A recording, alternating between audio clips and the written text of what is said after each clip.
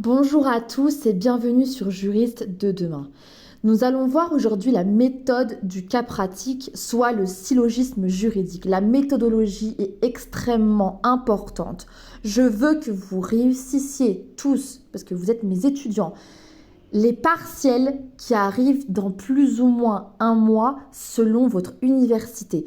À la fin de cette vidéo, de ce podcast, vous saurez faire correctement, voire plus, le cas pratique. J'ai reçu pas mal de mails de votre part sur juristededemain@gmail.com concernant la méthodologie du cas pratique.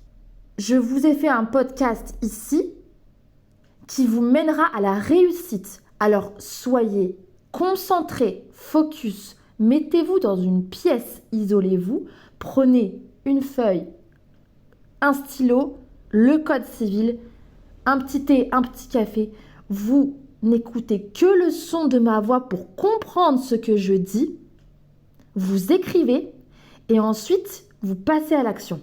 C'est parti. Tout d'abord, une introduction qui est extrêmement importante car j'estime qu'il faut comprendre avant d'apprendre. Je le répète souvent sur cette chaîne et c'est les clés de la réussite, croyez-moi. Pourquoi le cas pratique est fait selon le raisonnement du syllogisme juridique?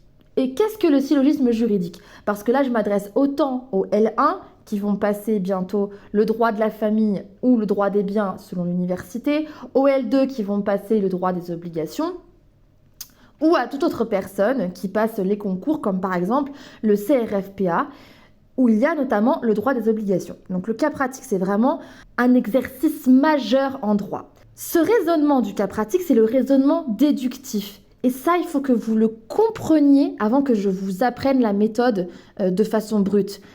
Pourquoi? Parce que le raisonnement déductif s'oppose au raisonnement inductif. Donc c'est le raisonnement qu'on a choisi ici pour le cas pratique.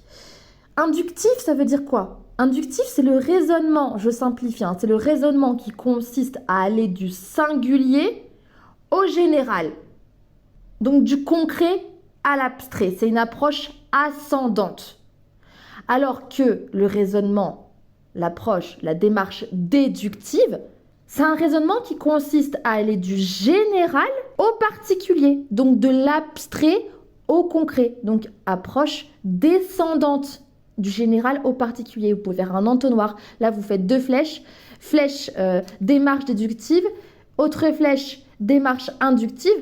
Et démarche inductive, vous mettez bien du singulier au général, du concret à l'abstrait. Et dans raisonnement déductif, là, à contrario, vous notez du général au particulier, de l'abstrait au concret. Et en dessous, vous marquez syllogisme juridique, parce que le syllogisme juridique se trouve dans la démarche déductive. C'est une démarche déductive. Donc dans votre cas pratique, on doit vraiment aller d'une règle générale à un cas particulier, de l'abstrait au concret, c'est-à-dire à la personne qui vient vous voir, vous le meilleur avocat de toute la France, car c'est comme ça que vous devez vous voir quand vous faites un cas pratique pour le réussir, au cas concret, c'est-à-dire au cas concret de cette personne qui vient vous voir, qui vous soumet son problème juridique. Pourquoi je vous dis ça? Parce que les correcteurs vont vouloir voir si vous comprenez cette méthode de raisonnement. Si vous vous contentez le jour de l'examen de marquer majeur, mineur, conclusion, ça ne suffira pas. Si dans votre rédaction n'apparaît pas ce raisonnement déductif de partir du général, de règle générale, pour aller au particulier et que tout soit lié, parce qu'on le verra ensuite, mais en général, c'est là l'erreur méthodologique, c'est que vous n'appliquez pas les règles de droit au cas particulier, vous ne faites pas assez la confrontation entre les deux.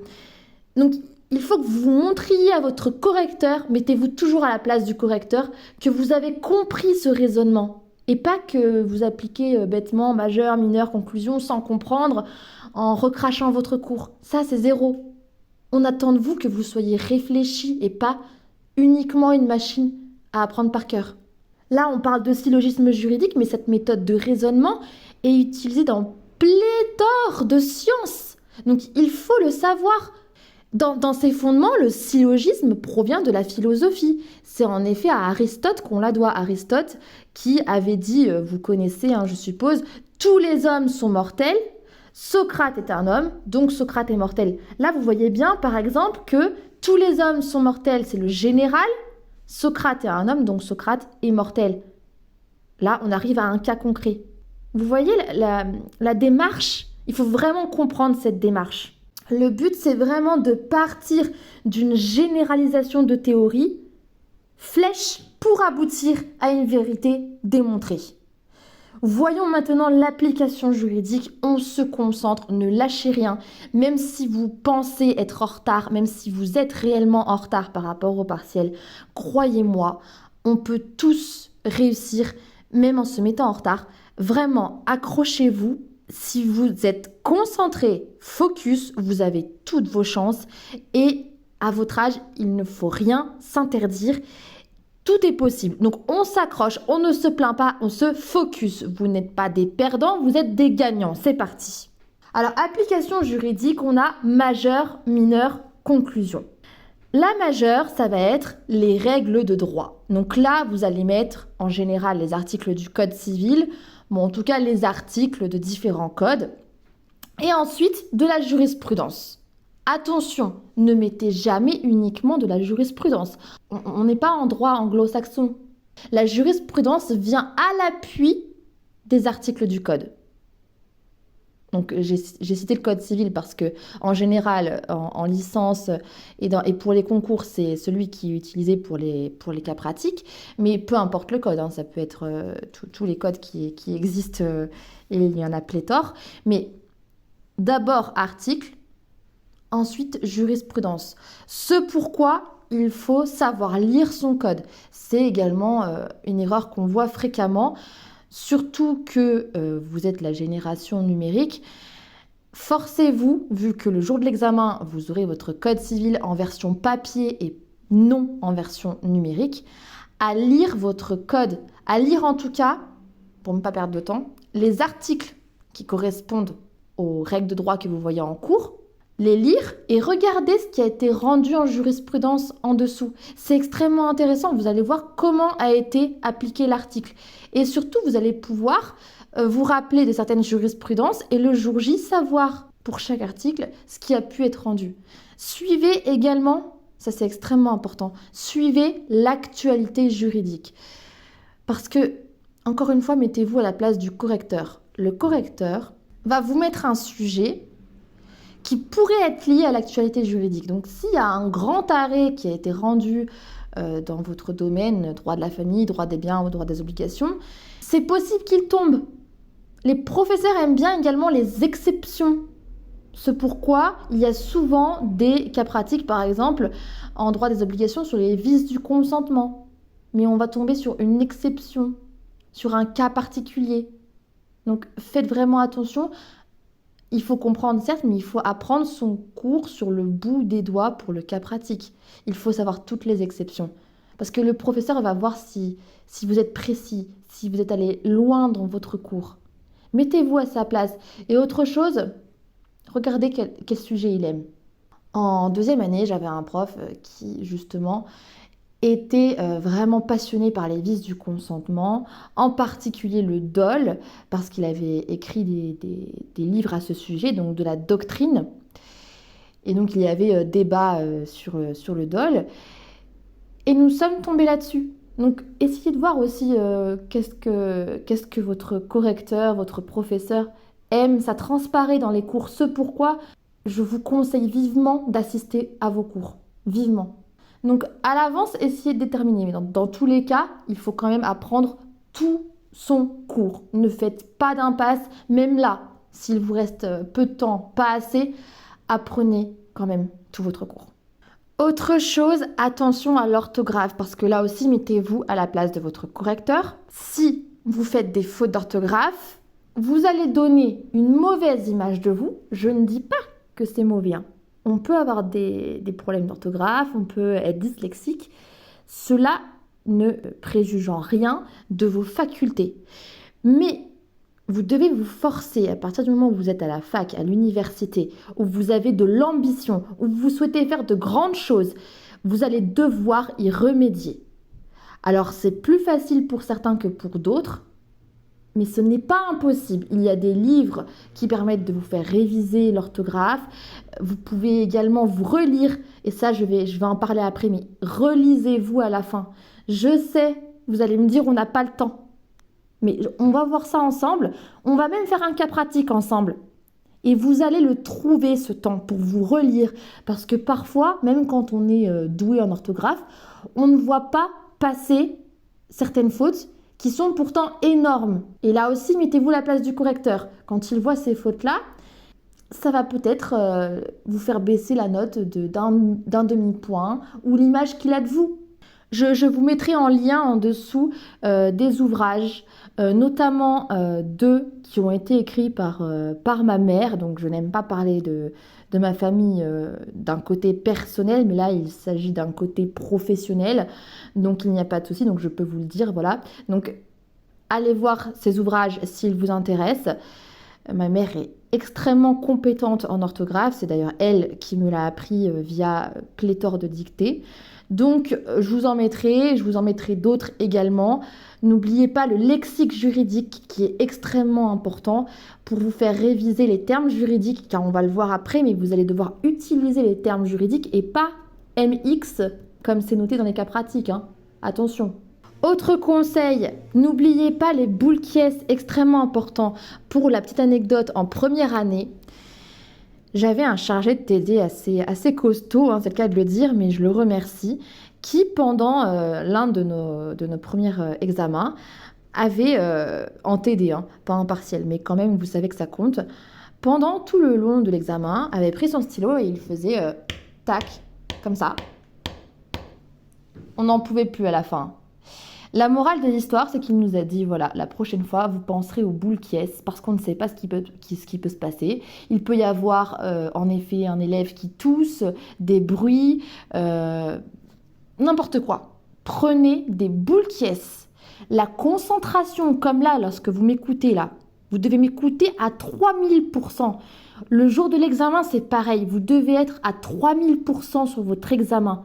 Il n'y a pas de place pour le bruit. Vous mettez vos boules qui est, des lunettes si vous en avez, vous vous mettez dans votre monde et vous y allez à fond. Et n'oubliez pas la montre. Vous n'avez pas vos portables. N'oubliez pas la montre pour le temps. On va en parler après. Il faut bien découper son temps et avoir le temps de se relire à la fin. Et surtout finir son devoir. Ensuite, autre conseil, hein, on est toujours dans la majeure là. Ne jamais recopier un texte de loi. Attention, hein. Attention également pour les candidats au CRFPA, parce que là aussi, vous faites l'erreur, il n'y a pas que les licences, hein.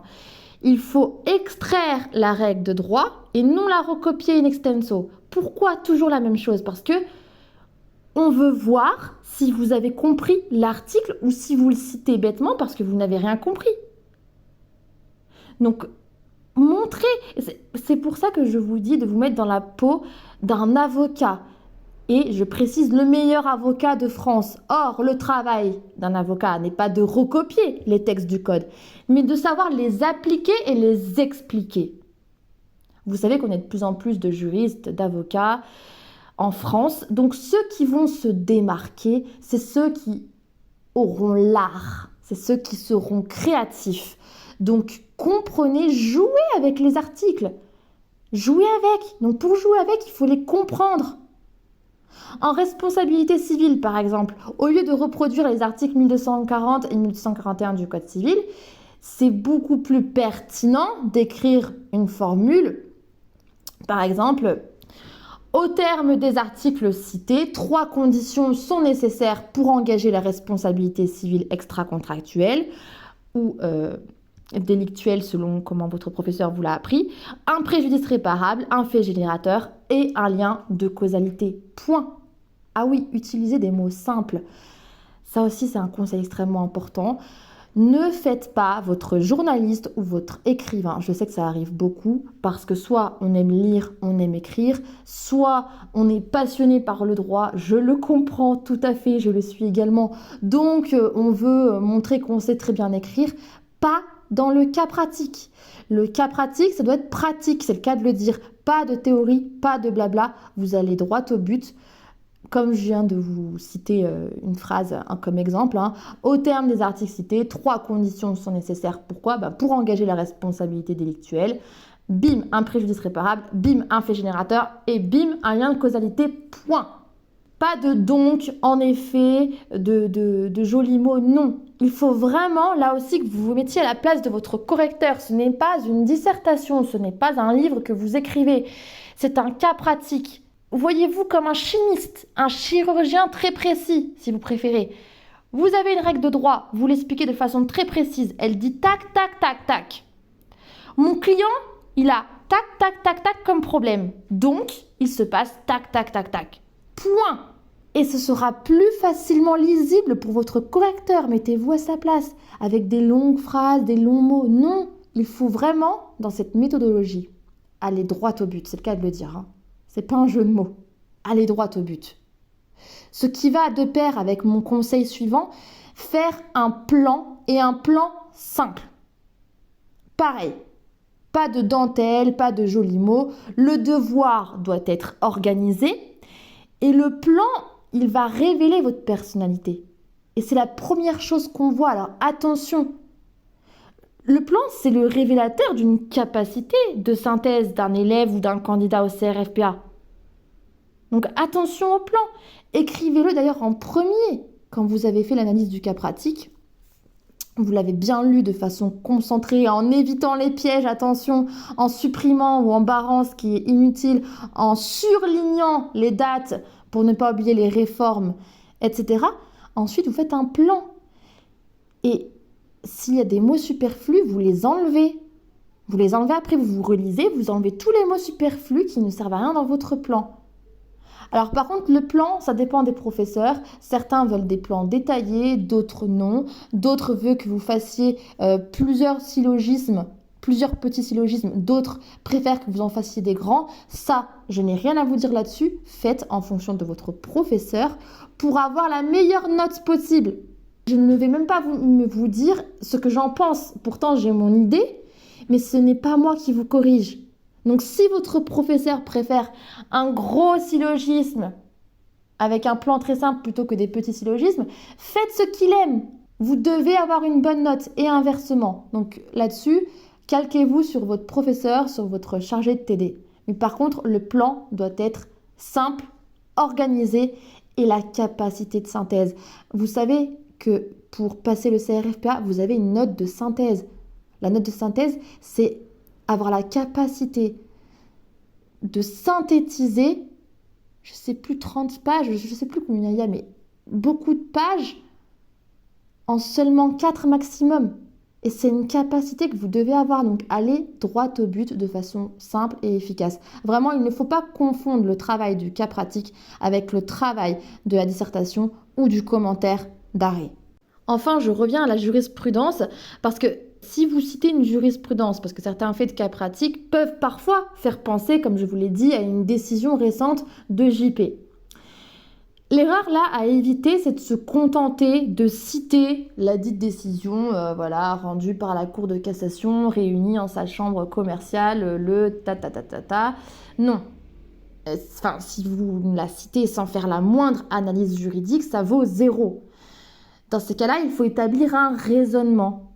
Raisonnement là aussi déductif. Donc vous partez de la jurisprudence qui est générale pour l'appliquer aux faits particuliers, c'est-à-dire un syllogisme, et conclure en citant la décision. Donc cette dernière doit servir à justifier l'analyse et non à la remplacer. D'accord ? Ensuite, après la majeure, les règles de droit, avec tous les conseils que je viens de vous donner, vous avez la mineure. La mineure, c'est les faits d'espèce. C'est ce qui se passe dans votre cas pratique. C'est les faits qui se sont produits ou qui se présentent. Attention ici à la qualification juridique des faits, des acteurs et des situations de droit. Comme je vous le disais, si vous avez MX a par exemple vendu une voiture à MY le 29 octobre 2022, vous n'allez pas recopier les faits tels quels. MX, c'est quoi ici ? Il faut le qualifier juridiquement, c'est quoi ? Concentrez-vous, c'est quoi ? C'est un vendeur. Donc vous l'appelez le vendeur. Autre exemple, Madame Y se marie avec monsieur X. Vous parlez des conjoints. S'ils se sont pacsés, comment ils s'appellent? Les partenaires. S'ils vivent ensemble, sans être ni mariés ni pacsés, comment ils s'appellent pour ceux qui font le droit de la famille là? Les concubins. Attention, parce qu'on va pas vous louper, hein. Si vous parlez de partenaires alors que les deux personnes ne sont pas pacsées et sont mariées, c'est faux. Juridiquement, c'est faux. Donc attention à bien qualifier juridiquement les faits. Alors là, lisez bien le cas pratique parce qu'il y a souvent des passages qui ne servent à rien pour voir si justement vous arrivez à synthétiser, à écrémer. Donc, vous relisez plusieurs fois le cas pratique. Vous barrez ce qui est superflu. C'est le but, c'est que vous sachiez reconnaître ce qui est superflu et reconnaître ce qui est très important. Et vous surlignez ce qui est très important. Et avant même d'écrire votre devoir, vous pouvez marquer à côté de MX, flèche, le vendeur. Ou je ne sais pas, si c'est par exemple une promesse de vente, vous marquez le bénéficiaire de la promesse. Mais pas de MX, de MY dans les faits, dans votre mineur. Enfin, la conclusion, et c'est là qu'il y a souvent les problèmes. Donc, on va ensuite prendre un cas pratique qu'on va faire ensemble, je vais vous l'expliquer. La conclusion, ce n'est pas donc tatati tatata. Non. Dans la conclusion, il faut lier la mineure et la majeure. Et c'est souvent là que vous perdez énormément de points.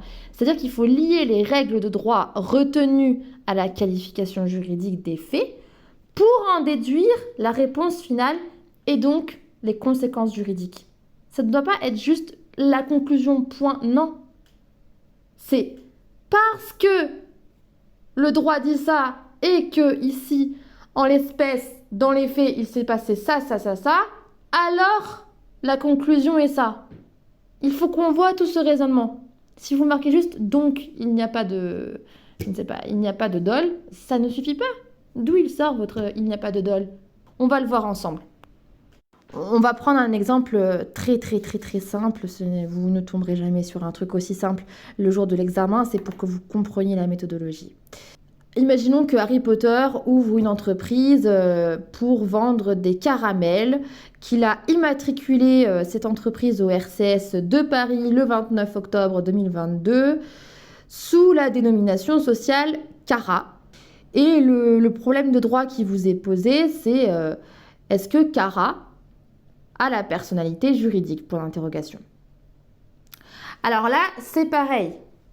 Là, vous devez surligner les dates. Ici, vous devez restituer dans le cours. Donc, on est en droit des sociétés. Donc, dans la majeure, une société commerciale en droit des sociétés doit être obligatoirement immatriculée auprès du registre du commerce et des sociétés. Vous expliquez l'article L123-1 du Code de commerce et suivant. Ensuite, dans la mineure, vous ne dites pas l'entreprise Cara, vous dites la société. Donc là aussi, vous le qualifiez juridiquement. Donc, la société a été immatriculée le 29 octobre 2022. Ça, c'est la mineure. Et c'est là où je veux en venir, c'est à la conclusion. Cara ayant été immatriculée au RCS, Cara a donc la personnalité juridique et pourra agir en cette qualité. Et pas seulement, donc, oui, Cara a la personnalité juridique, point. Non, il faut que vous montriez que vous avez compris. Cara a été immatriculée, donc elle a la personnalité juridique et pourra agir en cette qualité. Vous confrontez, dans la conclusion, il faut confronter la mineure avec la majeure. Il faut lier les deux pour faire comprendre le pourquoi du comment.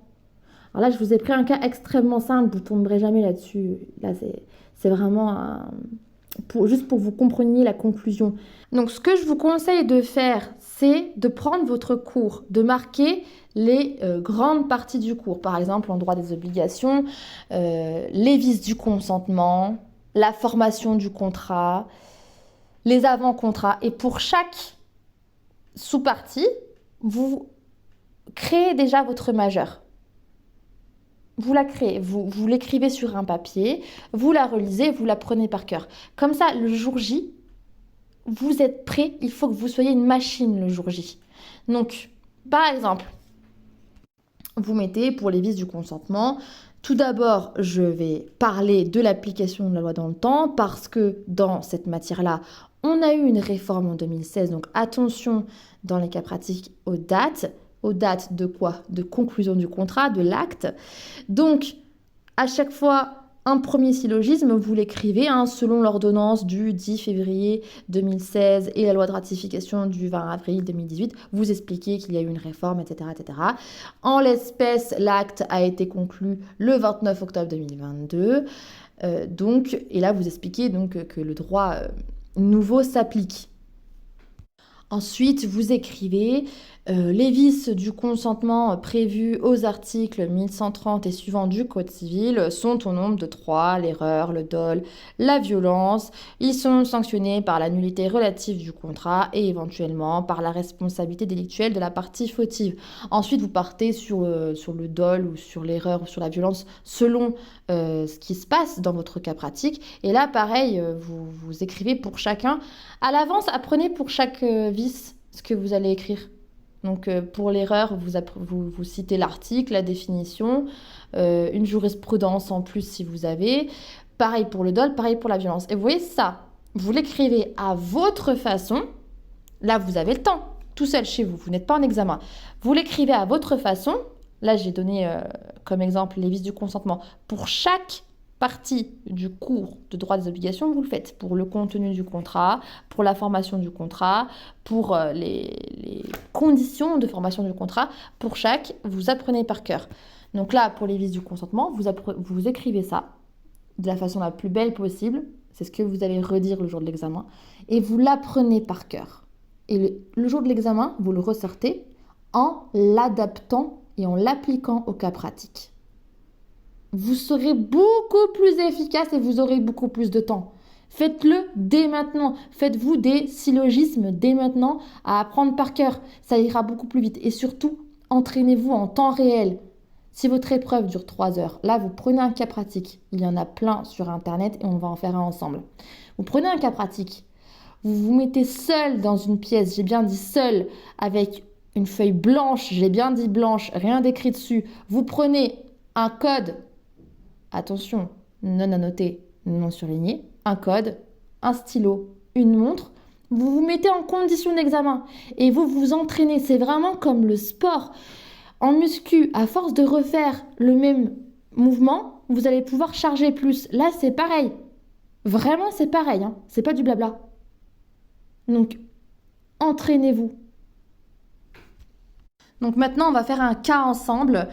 On va faire un cas simple, mais qui peut tomber un jour d'examen. On va reprendre encore des personnages d'Harry Potter. Donc, Hermione vient vous voir pour que vous l'éclairiez sur les conséquences des problèmes juridiques auxquels elle est confrontée. Par ailleurs, elle est triste car son hamster est en réanimation chez le vétérinaire. Point. Déjà, là, vous pouvez réfléchir à ce que je viens de vous dire. Je dis ça, je dis rien. Hermione s'était engagée en janvier 2021 à vendre un terrain à un moldu, MX, son voisin. MX était a priori intéressé par ce terrain car il souhaitait agrandir son jardin afin d'y faire construire une piscine, de faire un potager. Or, ce terrain est situé dans une zone faisant l'objet d'une forte demande immobilière. MX avait accepté de lui laisser un délai de réflexion jusqu'à août 2021, moyennant le versement d'une somme de 40 000 €, représentant un peu moins de 1/3 de la valeur du terrain, alors estimée à 130 000 €. Or, en juillet 2021, MY, un autre voisin, a proposé à Hermione de lui acheter son terrain pour la somme de 160 000 €. Hermione lui a d'abord répondu par la négative en lui disant qu'elle avait déjà promis de le vendre à MX. Mais devant l'insistance de MY qui lui propose 160 000 €, Hermione finit par accepter. L'acte de vente a été conclu mi-juillet. Hermione pensait s'en sortir en rendant la somme de 40 000 euros à MX. Mais le 20 août, MX informe Hermione de son intention d'acheter le terrain sans se contenter de la simple restitution des indemnités d'immobilisation. Point. C'est la fin du cas. Il est court, il n'y en a qu'un seul. J'en ai fait qu'un seul, il n'y en a pas plusieurs. Ne vous inquiétez pas, vous allez voir, c'est facile. C'est facile. Vous pouvez faire réécouter l'enregistrement pour écrire les faits que vous pensez principaux et enlever ceux que vous pensez superflus parce que oui, je vous ai volontairement mis des faits qui ne servent à rien pour voir si vous les enlevez ou non. Là, le but dans ce cas pratique, c'est déjà de resituer le cours. Donc ici, vous l'avez compris, je vous l'ai dit. On resitue, on est en droit des obligations, formation du contrat, plus précisément. Là, normalement, il se passe quoi? Normalement, vous avez appris par cœur, parce que vous l'avez écrit sur une feuille plusieurs fois, votre syllogisme que vous sortez en cas de formation du contrat. Le but, en attendant, c'est de comprendre les problèmes de qualification juridique et d'effet de l'acte en question. D'ailleurs, de quel acte s'agit-il? C'est à vous de le déterminer. Là, je ne vais pas vous donner la réponse. Mon but, c'est que vous réussissiez, pas de vous donner les réponses comme ça. Donc là, essayez de comprendre quel acte a été fait, rayez ce qui est inutile, surlignez le plus important et surtout les dates. Surtout en droit des obligations. S'interroger sur le droit mobilisable. Alors, une fois qu'on a lu le cas pratique en entier, vous pouvez par exemple barrer « Par ailleurs, elle est triste car son hamster est en réanimation chez le vétérinaire ». Là, on s'en fout. Pour les dates, on a vu que Hermione s'est engagée en janvier 2021 à vendre un terrain à un moldu Monsieur X. Donc, on est dans le droit après réforme. D'accord? Donc là, vous sortirez votre syllogisme juridique que vous aurez appris par cœur avec l'ordonnance du 10 février 2016 et la loi de ratification du 20 avril 2018. Ensuite, de quel acte s'agit-il? Parce que MX a accepté de lui laisser un délai de réflexion jusqu'à août 2021. Donc Hermione s'est engagée en janvier 2021 et MX a accepté de lui laisser un délai de réflexion jusqu'à août 2021, moyennant, donc c'est-à-dire contre, le versement d'une somme de 40 000 euros, qui représente un peu moins d'un tiers de la valeur du terrain. Et à la fin du cas pratique, on vous dit que MX informe Hermione de son intention d'acheter le terrain sans se contenter de la simple restitution des indemnités d'immobilisation. Ce terme, il vous fait penser à quoi? Indemnité d'immobilisation? Eh bien, la promesse unilatérale, en l'occurrence une promesse unilatérale de vente, qu'on va appeler plus brièvement la PUV. Attention, il faut vraiment voir ça en amont, vous voyez? Donc, la lecture, soyez concentrés. Là, j'ai pas mis de piège. J'ai mis des choses qui ne servent à rien pour voir si vous les enlevez, mais j'ai pas mis de piège. Parfois, il y aura des pièges. Faites attention. La PUV, ou plutôt la promesse unilatérale, c'est quoi? C'est un avant-contrat, mais attention, le mot avant-contrat est un faux ami parce que c'est un contrat juridiquement. Il y a eu rencontre de l'offre et de l'acceptation, c'est un contrat. Hermione s'est engagée quand pour cette PUV? En janvier 2021. Donc, acte conclu après le 1er octobre 2016. Oui, parce que ça, c'est important à savoir. À partir de quand s'applique le nouveau droit? Pas à partir de l'ordonnance du 10 février 2016, mais à partir du 1er octobre 2016. Date d'entrée en vigueur de l'ordonnance du 10 février 2016. Donc ici, la question, donc le problème de droit, devra donc être envisagé en application du droit issu de l'ordonnance. Quoi d'autre? Il faudra expliquer qu'au regard des faits de l'espèce, l'acte conclu manifeste un engagement unilatéral de Hermione. Pourquoi? Parce que le voisin bénéficiant, quant à lui, d'un délai de réflexion, sans s'engager, dans un premier temps, à acheter. Donc cet acte semble constituer une PUV. Définie comme, là vous expliquez, vous ne citez pas bêtement l'article 1124 du Code civil qui parle de la promesse unilatérale, donc vous expliquez ce que c'est une promesse unilatérale. C'est le contrat, parce que c'est un contrat, attention, par lequel l'une des parties, qu'on appelle le promettant, s'engage envers une autre, qu'on appelle le bénéficiaire, à conclure un contrat si celle-ci le désire. Et attention, dans les faits, quand vous ferez majeur, mineur, conclusion, dans la mineure, vous ne direz pas MX et Hermione, mais vous direz le bénéficiaire et le promettant. Attention. Ensuite, qu'est-ce qui se passe? Parce que vous devez tout de suite faire une analyse complète. Il se passe que Hermione ne respecte pas son engagement. Là, la question que vous devez vous poser en tant que juriste, c'est les effets de l'inexécution d'une promesse unilatérale.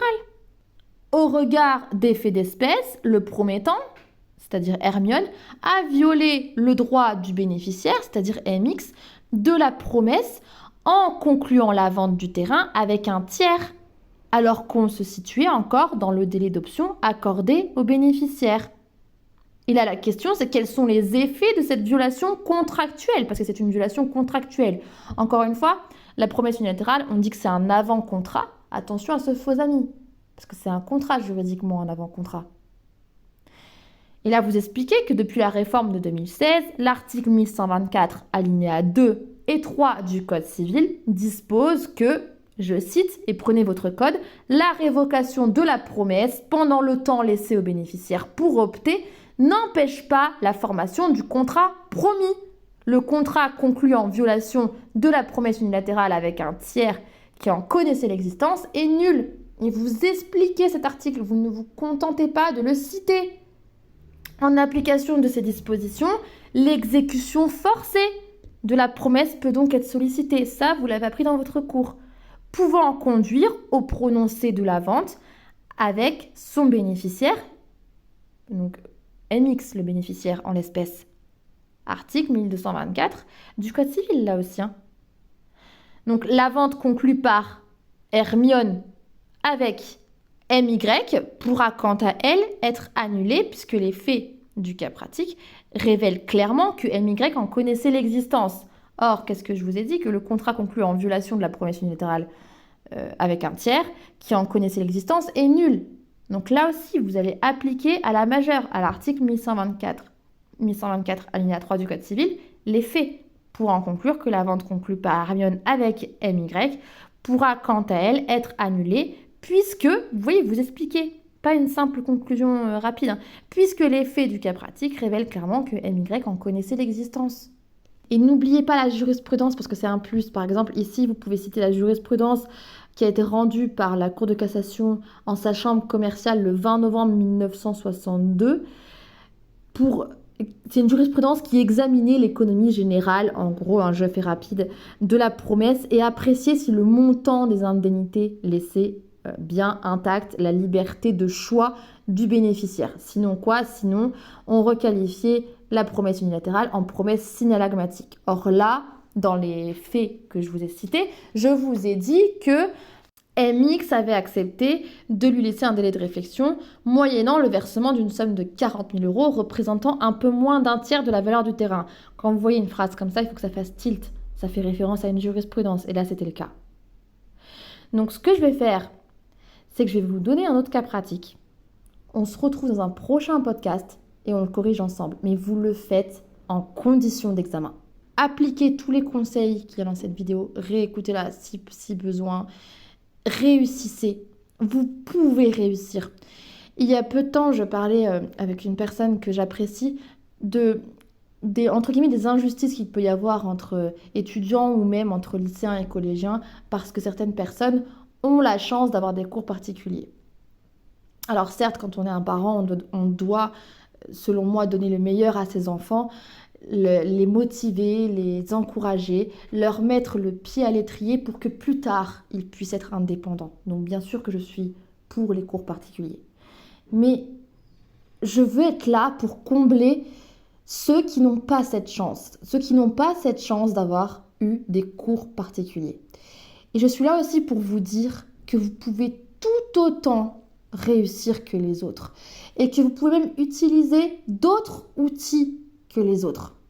Vous avez pu, par exemple, je ne sais pas, en tirer de la force, en tirer de la maturité, en tirer pléthore de choses, utilisez-les. Et comme me disait un chargé de TD en 2e année en droit pénal, il disait qu'il fallait de la volonté, mais plus que ça, soyez des pitbulls. Donc je vous le dis, soyez des pitbulls, croyez en vous, vous allez réussir, vous êtes mes élèves, je vous donne le meilleur ici.